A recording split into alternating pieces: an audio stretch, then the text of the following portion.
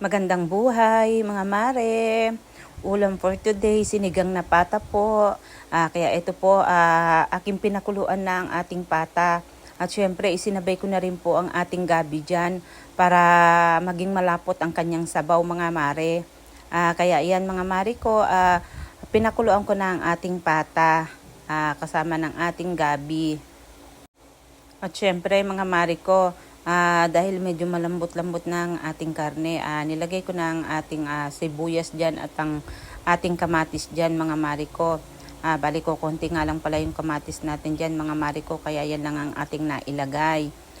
Bali yan, kinukuha ko nga pala yung gabi dyan mga mare kasi pipisain ko po siya mga mare para yung sabaw niya ay maging malapot. Kaya kinuha ko po siyang isa-isa. Ganyan po ang ginagawa ko sa sinigang. Bali, kinukuha ko po siya kapag malambot na at ating dudurugin para nang sa ganun maging malapot po ang ating sabaw dyan. Bali, yan nga po mga mare ko, sinigang muna ang ating ulam para may sabaw naman po at makahigop yung mga anak ko ng sabaw.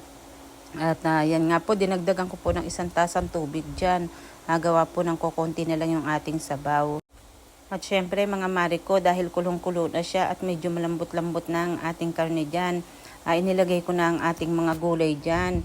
Yan sili at saka yung ating pechay. Kaya yan mga mare ko, nilagay ko lang ang ating konting gulay. Bali, hintayin lang po natin yan na kumulo ng konti para hindi malusak ang ating pechay dyan.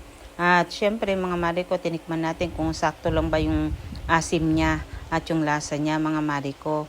Kaya yan mga mare ko, pagkaluto, maya-maya pwede nang kumain habang mainit-init ang ating sabaw dyan.